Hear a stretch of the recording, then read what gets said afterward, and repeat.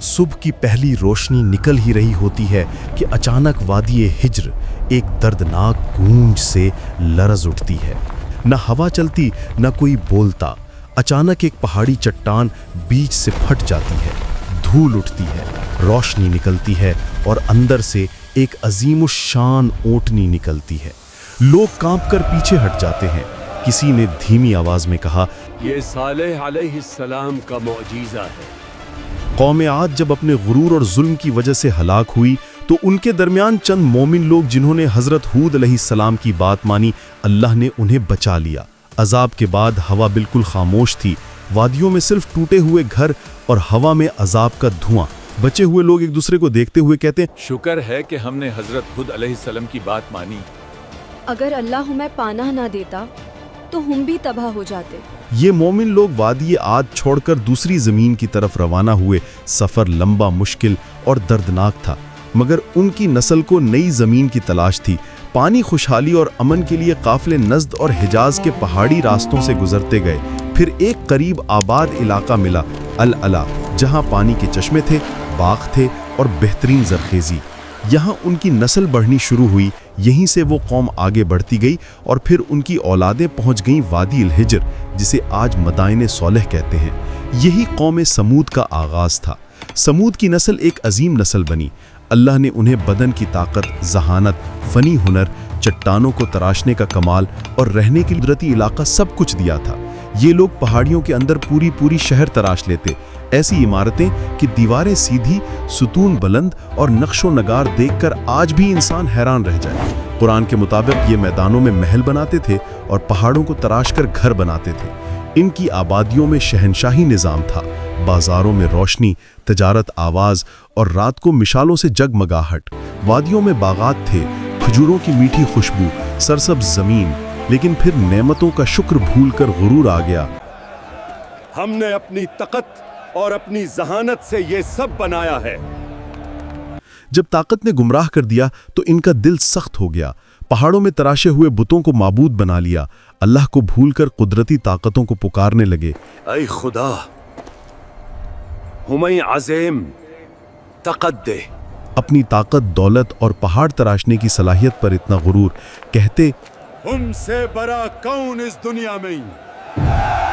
کمزور لوگوں پر جبر، ان کا حق چھیننا اور سرداروں کی مرضی کو ہی قانون سمجھنا، یہ سب کچھ یوں تھا جیسے کوئی انسان اللہ کے قانون کو چھوڑ کر اپنی مرضی کا قانون بنا لے اور پھر خود کو اس پر ہمیشہ کے لیے استثنا قرار دے دیں۔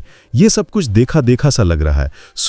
قوم سمود میں فساد، بیادگی اور گناہ عام تھا۔ ان کا جملہ مشہور تھا، ہم پہاڑ ترش کر گھر بنا لیتے ہیں، ہمارے سامنے کون ٹک پائے گا؟ وہ نعمتوں کو اپنی طاقت سمجھنے لگے، یہ بھول گئے کہ اللہ ہی دیتا ہے، اللہ ہی چھین لیتا ہے۔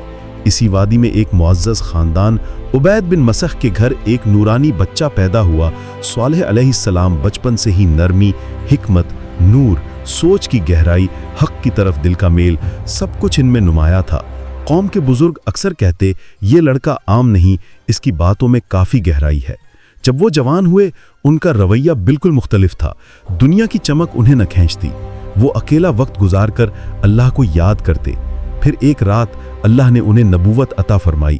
صالح علیہ السلام اپنی بستی میں گئے اور لوگوں سے کہا، صرف اللہ کی عبادت کرو، تمہارا کوئی معبود اس کے سوا نہیں۔ قوم کے سربراہ ہنس دیے، وہ کہتے، کل تک تم ہمارے عقل مند دوست ہیں، آج تم ہمارے معبودوں سے رک رہے ہو۔ ہم تو تمہیں نائق سمجھتے تھے، مگر اب تم ہمیں ان چیزوں سے روک رہے ہو جو ہمارے باپ دادا سے چلتی آ رہی ہیں۔ صالح علیہ السلام نے پیار سے سمجھایا، یہ وادی، یہ عمارتیں اور یہ قدرت اللہ کی نعمتیں ہیں، شکر کرو، شرک مت کرو۔ مگر قوم کا جواب تھا، بے ثبوت باتیں نہ کرو۔ اگر تم سچے نبی ہو تو کوئی نشانی دکھاؤ، اس پہاڑی چٹان کے اندر سے ایک زندہ اونٹنی نکال کر دکھاؤ، تب ہم مانیں گے۔ صالح علیہ السلام ان لوگوں کے ساتھ اس پہاڑی کے پاس گئے اور اللہ سے دعا کی، یا رب، تو گواہ ہے، اپنی نشانی ظاہر فرما۔ फिर एक लम्हा, वादी का रंग बदल रहा, पहाड़ बीच से फट गया, रोशनी की लहर ने सबको चौंका दिया और फिर एक अजीमुशान ऊँटनी चट्टान से निकली। वो आम ऊँटनी नहीं थी, कुरान में उसे नाक़तुल्लाह, अल्लाह की ऊँटनी और आया एक निशानी कहा गया। इसकी हैबत, इसकी अजीमत, कौम की आंखों ने पहली दफ़ा कुछ ऐसा देखा था। मौजज़ा यही नहीं रुकता था, ऊँटनी वादी के कनवा से पूरा दिन पानी पीती थी और पूरा कुआं खाली हो जाता था। लोग परेशान हो जाते, कुआं का सारा पानी खत्म हो गया, मगर अल्लाह ने इसका मुआवजा भी दिया था। अगला दिन पूरी कौम इसके दूध से सैर होती थी, इतना दूध कि हर घर, हर जानवर, हर बच्चा, सबकी ज़रूरत पूरी होती। एक दिन ऊँटनी कुआं से पानी पिएगी, उस दिन कोई भी इस कुआं से पानी नहीं पिएगा, और अगले दिन तुम सब कुआं से पानी पी सकते हो। यानी एक दिन ऊँटनी का और अगले दिन लोगों का। मगर कौम ने इस इम्तिहान को भी बर्दाश्त न किया। सरदार कहते, हमारी आजादी छीन ली गई है, क्या एक ऊँटनी हमारे पानी पर हुकूमत करेगी? उनका गुरूर फिर से उभर आया। जब कुछ लोग ईमान लाने लगे, सरदारों के चेहरे पर हिरासत और हिर्स की लाल हवा गिरी।